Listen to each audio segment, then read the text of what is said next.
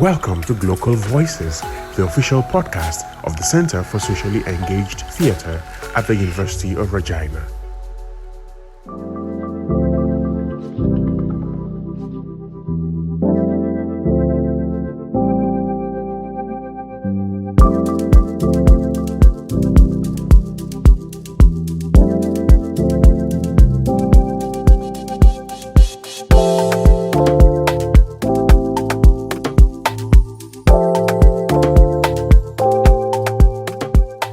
Welcome to another edition of Glocal Voices, the official podcast of the Center for Socially Engaged Theatre at the University of Regina, here in Regina, Saskatchewan, in Canada. My name is Taiwo Afolabi. I'm going to be your host today, and I'm really excited that we're going to be having this conversation today with a colleague and now a friend, Dr. Marthinus Conradie, who I'm going to be introducing very shortly. To give you more context, part of our strategy at the center is to really create space and place for knowledge exchange. And so this podcast has become our stable for really speaking to you, our listeners and partners and students and followers who are really interested in some of the things that are happening here at the center. As part of our strategy at the center, early at the beginning of this year, we started opening our doors to really having researchers across the globe. In April, we had Nika Jonah, the founder and the co-executive director of Pan-African Creative Exchange, who is also a PhD candidate at the Royal Central School of Speech and Drama in London. In May, we had a wonderful delegation from Howard University with the two amazing professors, Professor Dennis Saunders and Professor Nicole Salter, are really joining us all the way from the US. And then later on in August, we had Professor Selina Bosby, the professor of applied theatre from the Royal Central School of Speech and Drama. And so this month in September, we have been privileged to be hosting Dr. Marthinus Conradie. He is from the University of the Free State in South Africa, Bloemfontein. A little bit of story here. So I met Dr. Conradie last year in Poland, Warsaw specifically, when I was giving a keynote at a conference and also at the UNESCO Doctoral Summer School. And interestingly, he happened to be the lead or facilitator of that UNESCO Doctoral Summer School program. And so we just hit it off, and then we started talking, and then less than a year, voila, we are here live and direct at the center. So good to have you here, Dr. Marthinus Conradie. I know you go by Thinos, but you want to just introduce yourself a little bit. All right, let me say something about my research. Just as a kickoff, thank you so much for having me here. It's an absolute privilege to be here at CSIT at the University of Regina. So let's just talk a little bit briefly about the research that I do. So as Taiwo mentioned, let's start with you. Your research, where you're coming from, your university. I'm going to do that right away. So my research is, as Taiwo mentioned, focused. I work at the University of the Free State in the Department of English. And so the immediate context in that university fuels much of the research that I do, because as some of the viewers and the listeners will know, one of the developments in South African universities has been what's been called massification. So we have what I would call a problematic ratio between student numbers and teaching staff. You very often have situations in which you have one or two professors teaching to groups of around 600 students. So in that context, one of the steps that we have taken to mitigate the problem is to involve people in positions of assistant teachers, or what we sometimes call learning facilitators. The exact labels are not important. What is important for me in terms of research is that these members of staff are tasked with working with students in small groups. Now, I come to this situation as a critical race theorist, and one of the core questions that we keep asking as critical race theorists is, What is the function of theory? How can we translate theory into praxis? How can we take our commitment to advancing theory, our commitment to advancing social justice, and make it meaningful? So when I learned about the way that we are working with these teaching assistants / learning facilitators, it occurred to me that this is where a lot of real learning takes place. Not in massive classrooms, but in the smaller, more intimate relationships that teaching assistants or learning facilitators can develop with students. That's where a lot of meaningful education can take place. So a major arm of my research is concerned with working alongside these learning facilitators, asking them, as they try to put the ideas of critical race theory into practice, as they try, for example, to educate students in what does it mean to conceptualize race as socially constructed? What does it mean to think about identity as intersectional? What does it mean to think about social injustice as systemic in nature? What are the successes and the obstacles they encounter? What kind of support do they need from the institution? And apart from that, what kinds of unanticipated affective labor do they take on? This is a consistent challenge in a lot of higher education, is that some of the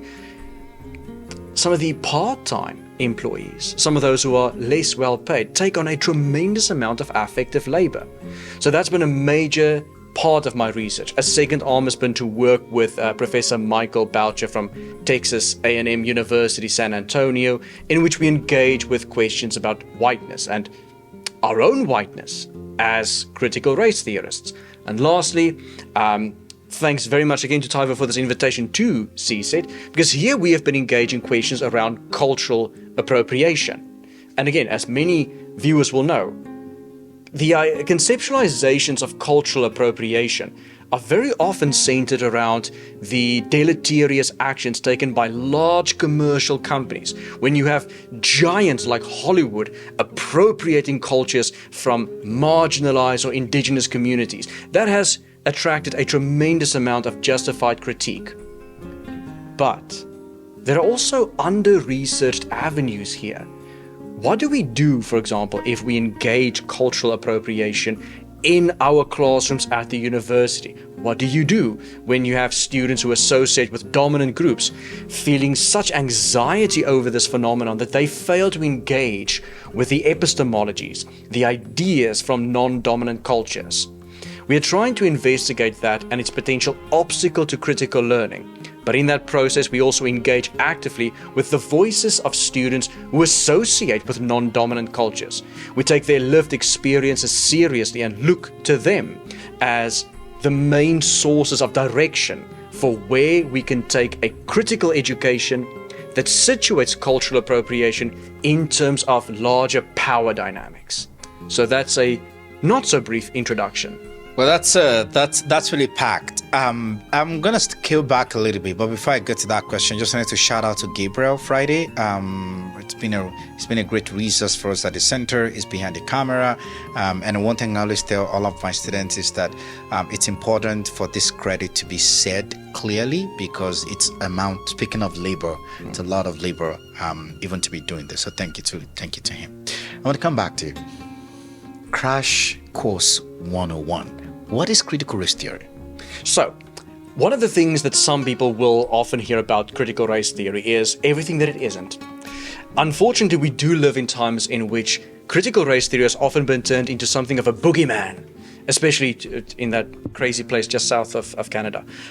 So, some of the critiques you'll sometimes hear is that critical race theory is a pseudoscience that has been designed to tell white people that they're all bad. That is simply not the case. Critical race theory is very serious. Let's do a Crash Course 101. Functionally, critical race theory will tell you that if we think about prejudice like racism and its intersection with sexism and homophobia, then focusing on everyday manifestations like microaggressions, focusing on stereotypes and prejudice, does not get us to the root cause of this thing called racism and its intersections. We need to think about the way that racial injustice becomes part of a broader social system or a structure. that's kind of a challenge, because the idea of a social system becomes so ambiguous that it's very easy to lose people. So I'll give two very, very brief examples. If you have a context in which the police is highly militarized, but also a case in which a nation has historically racialized certain bodies as criminal, pathologized certain bodies as criminal. Let's say that, people get categorized along racial lines, and black bodies are pathologized as prone to violence and criminality. Couple this with a militarized police system, and what you have is a social system that is primed to over-police black bodies and probably black male bodies. So the point there is that if we want to tackle injustice, we need to look at broader social systems. A quick second example. It is possible that in some countries, and I won't be too specific, but it's possible that anti-immigration sentiments might flare up at certain times. And you might make the mistake of thinking that, this is simply owing to a proliferation of anti-immigrant stereotypes. That would be missing the point. We ought to look at social systems and structures. For example, are there ways in which we say migrants and immigrants might get unjustly blamed for housing crises? We're talking about an economic system here that ultimately pushes everyday ideas around race and identity.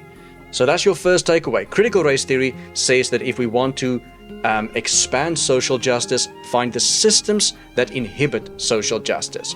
The second thing critical race theory will say is that the everyday lived experiences of people in general, but especially people who experience injustice, are valid and valuable areas for research.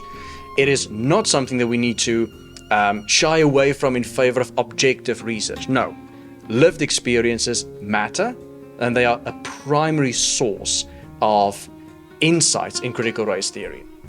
What I would say lastly is all identities are fundamentally socially constructed, not essentialized. We need to understand the systems that create categories in the first place, and all of these identities are intersectional. No one is simply one thing. No one is simply whatever race is assigned to them, or whatever race they claim for themselves. No one is only their sexual identity or their religious affiliation. We are sophisticated human beings, but we are still slotted into a fundamentally hierarchical society.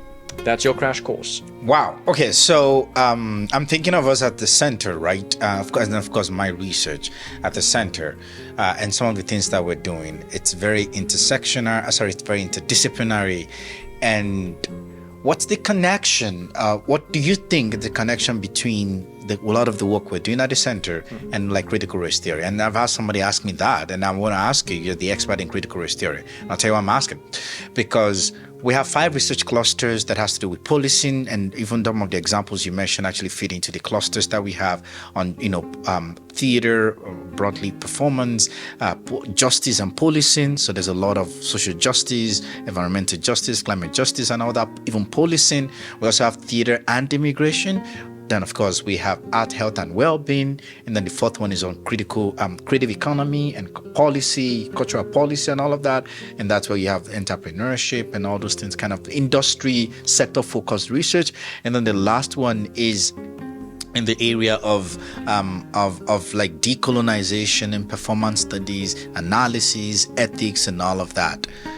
And somebody asked me, so what's the relationship of all that I have said to critical race theory? What would be your response? My response would be the following, and I need to say that my interaction with the wonderful thinkers here at CSET sort of provoked and stimulated my own thinking to a very deep level and led me to this answer to the question.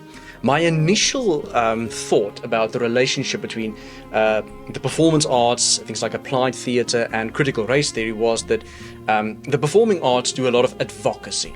Like creating a piece that advocates for and agitates for social justice.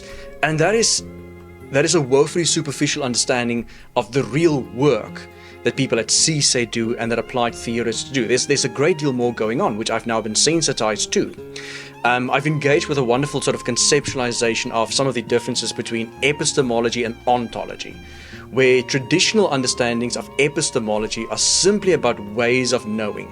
And from that perspective, applied theatre would put on a play, stage something that sends a message to the audience. What I've become more aware of now is how the performance arts engages people at an ontological level. This is not simply about conveying a message to a passive audience. This is about finding very real and meaningful ways of actively engaging the audience in the process, recognizing the audience as fundamentally ethical beings, thinking and feeling beings, recognizing racialization as something that is about discourse, certainly, but also about more than discourse. It is embodied, it is ontological. That is where I think the performance arts, applied theatre, and a lot of the work at CSET makes a major contribution to critical race theory by finding a meaningful way of mobilizing an ontological understanding of race and an ontological understanding of how the audience collaborates with practitioners to drive social justice. Interesting. I think this is what I love when someone that is outside the discipline really engages with the discipline, right? So I'm just reminded of some of the projects that are happening here. We're doing, myself and Gabriel, working on activism and policing, and really spotlighting his work on NSAS in Nigeria, for example, and really using, curation and the performing arts and to really bring all of that together to say, how are people during that NSAS movement in Nigeria, how were they able to really use art as a way, to, yes, activate, to do activism, but also to really drive a certain narrative that can then become history tomorrow, right? So that's an example. Of course, we just finished a project on Past Shadow, Present Shade that is really into the immigrant experience, whether it's what it means to be a new person here, or the fact that, even when you've been here for the past, for 20 years, people still see you as you just come. You just arrived yesterday. Or when people hear you, they're like, oh, you speak good English. Where are you coming from? Or all this kind of experiences, but also their connection to policing, particularly within the context of their engagement, where they're coming from. And then also really thinking about race relation. And I think I'm going to ask a question about that. Because in Canada, that's very, very interesting. Based on the history of colonialism and colonization that is still ongoing, and all of the social injustices and all of that, where we know that the land, as we come to know it now, called Canada, is really owned by the indigenous. They're custodians, rather, not owned, but they're custodians of the land. And then the colonizers came, and then we have white settlers and different things like that. And even up to today, in our land acknowledgement, we know that there's a claim that these territories are unceded territories. But then Canada at the same time is an immigrant country where you then realize that race, plural, need to work together. And so there is racism, but there is anti-racism, but it's also in a situation where we have to race relate.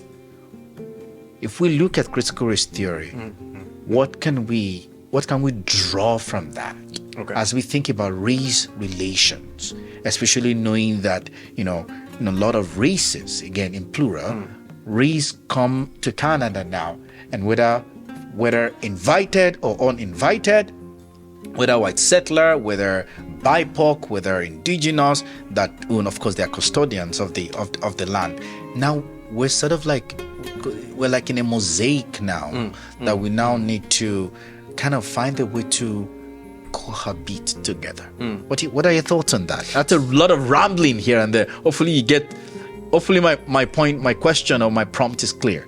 Oh, it's wonderfully clear. I didn't find that rambling in the least. It's you ask provocative questions, they're very relevant, and the lines of thought seem very clear to me. And my responses are as follows. The first thing I would say is that it's important that we bear in mind that when we talk about something like difference, diversity, and tolerance, the first thing we need to bear in mind is that literally all the categories that we have for thinking about difference are, in the first instance, socially constructed, but in the second instance, they are socially constructed and already embedded within particular power dynamics. So, and both points are important to underline. So let me unpack them just a little bit. When we say that all our categories for difference are socially constructed, sometimes that's a difficult thing for people to understand, because we use categories like indigenous, black and white as if these are simply the most natural and obvious ways of dividing humanity, and that is simply not the case. If you look at the process of immigration from Europe to North America as a whole, it's one of the most fascinating instances in history to illustrate the process of racialization. For many people with profound differences and entrenched identities like Greeks, Turks, Italians, and Hungarians and Romanians moved to either the United States or to Canada and became white. They entered a different system in which the racialization of identity became important because it was incorporated into a political project that wanted a stronger white-black categorization. So, the point that I'm trying to underline there is that our entire capacity for thinking about white and black is undercut if we don't first recognize that all those racial categories are fundamentally made up. They are fundamentally imaginary. They were imagined by an oppressive political project. But that leads us to a potential cop-out. The people might say, well, fine, if these ideas are just socially constructed, we can just do away with them. Would that it were that simple? Because all of these categories are immediately embedded, they're already embedded in power dynamics.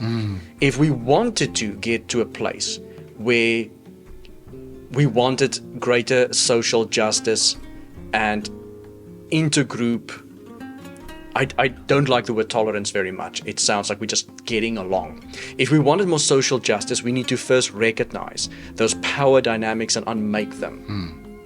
So that is my first point. Your question was like, how might a place like Canada get to grips with these complications?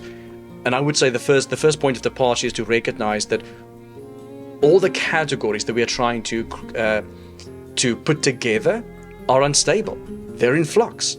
They are socially constructed. They are in a process of change, and we need to understand, we need to keep a watch on how they change. They are not now what they used to be. There are interesting differences and problematic commonalities. The commonalities are often a consequence of the way that power structures have not changed. Those are the things that we have to investigate. What are the power structures? How do we change them? Great question. I'm going to complicate it a little bit and asking you really questions. Again, this is still on critical race theory, since you're a scholar, a thought scholar for that matter, really around critical race theory. And I'm saying that because we're going to come to the issue of curriculum. My question is around that line, especially with K-12 and many countries, which we won't mention names, there is an article that was written in 2021 by someone called Steven Sochuk, and asked the question, what is critical race theory and why is it under attack? Of course, this is your field, you know that already. And of course, I'm not going to go into details of that article. I think it's a good read. I'm not trying to promote anything here. It's just an article that I read that I find fascinating. Because of sort of the poking, for lack of a better word, the critique and the nuances that critical race theory brings to the table, and it challenges the status quo. We also know that it's under attack in curriculum development, whether it's from K-12 even to university and all of that. What are your thoughts on that? Okay, so my thoughts on it are as follows. As far as I know, in the country that you're thinking of, or that I suspect is under discussion, critical race theory is not part of K-12 schooling. There are some accusations have been thrown around that it is, and as far as I know, it is not a compulsory course in K-12 schooling at all. As far as I know, but I mean, it is promoted at various universities, as it should be in my opinion. So, why is critical race theory under attack? There's a variety of reasons. One of them is the following. I've mentioned before that racial categories are socially constructed. Nevertheless, in order to advance social justice, critical race theorists will often strategically essentialize. That's been a difficult thing it's been a controversial move. For example, in the research that I conduct, I need not refer to myself simply as a white male. But there are moments when I need to reflect upon the way that my positionality is embedded in particular power structures, in an existing hierarchy that affords me a range of unearned privileges. Am I like every other white male in my country or my context? Certainly not. But when we try to unpack the structures of whiteness and masculinity, there is a degree of strategic essentialism that is being done as part of the theorizing work. That strategic theoretic essentialism is often misconstrued, is often misunderstood. So critical race theory is then castigated as a theory that essentializes while claiming that it doesn't essentialize. It is castigated as a theory that casts all white individuals as inherently racist, when that is not what it does. What it tries to do is it tries to encourage us to think about the reality that there are social systems that in various ways and in complicated ways offer a range of privileges to whiteness and in the guise of whiteness. But talking about whiteness and systems and structures is often ambiguous. Unless you've done the scholarly work, it can be confusing. And I think the ways in which it is confusing makes it susceptible to cheap political attacks, especially from the more right-wing spectrum of politics. Interesting. I want to switch gears to you mentioned 3 projects that, I know you have so many things going on. And I want to speak more, I want to invite you to speak more into the project with your colleague in the US. Okay. What's that project about? What are you hoping to achieve out of that project? And what are some of those ideas that you want to share based on that particular collaboration or partnership that is happening with your colleague in the US? Oh, thanks very much. So both of us are concerned with the kinds of contributions that we can make to critical race theory and studies of critical studies of whiteness, given our own positionalities as heterosexual white men. We enter the field with a sincere commitment to advancing racial justice, but at the same time, our own positionalities afford us a range of unearned privileges. And the question is, how do you go about engaging with that reality in a way that is responsible, in a way that is critical? How do you ethically seed space? Is a concept that I've heard from one article that I like. How does one seed space to the voices, the epistemologies, and the ontologies generated by others, those who experience oppression at a systemic level directly in their bodies? What contributions do we make given our own positionalities? That is what we're engaging with. I want to also add that to you, not just only seed space, but also seed place. Because I think that, and we can talk about that more, the times that we just need to seed place. Just let it go, because it's not yours, right? Anyway. You have been listening to Glocal Voices, the official podcast of the Center for Socially Engaged Theatre at the University of Regina. For more details about the center, visit www.cset.ca.